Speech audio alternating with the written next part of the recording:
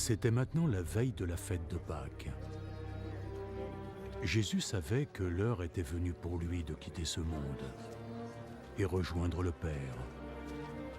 Il avait toujours aimé les siens qui étaient dans le monde et il les aima jusqu'à la fin.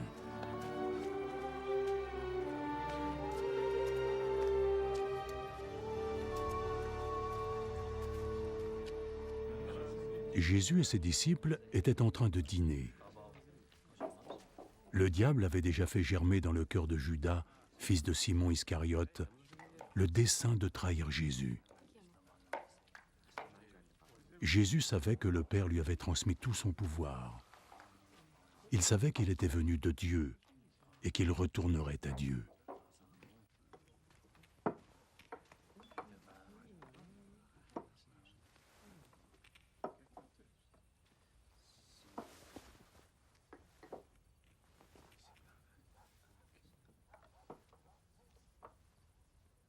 Alors il se leva de table, il ôta ses vêtements, puis mit un linge autour de sa taille.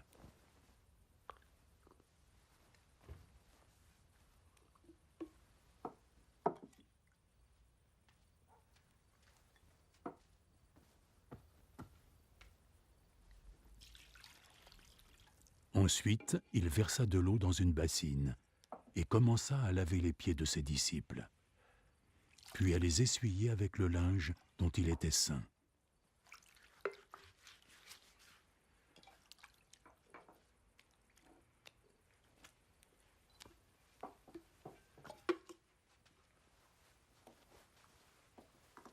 Ce fut le tour de Simon-Pierre. Est-ce que tu as l'intention de me laver les pieds, Seigneur? Tu ne comprends pas maintenant ce que je fais, mais tu le comprendras plus tard. Jamais, jamais de la vie tu ne me laveras les pieds.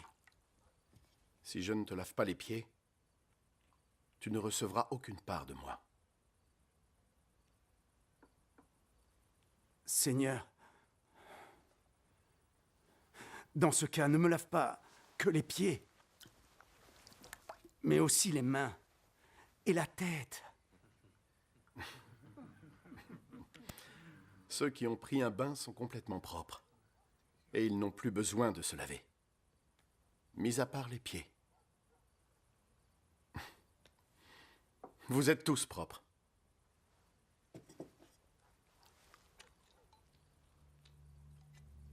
Tous sauf un.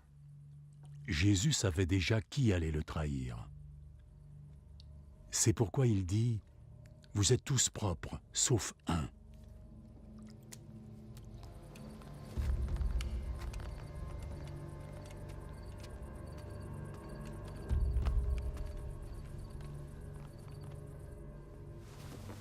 Après que Jésus eut lavé les pieds de ses disciples, il remit ses vêtements et retourna à la table. Avez-vous compris ce que je viens de vous faire? Vous m'appelez Maître et Seigneur. Et vous avez raison de le faire puisque c'est ce que je suis. Moi, votre Seigneur et Maître, je viens de vous laver les pieds. Donc vous devez aussi vous laver les pieds les uns aux autres. Je vous ai donné un exemple, afin que vous agissiez comme je l'ai fait pour vous.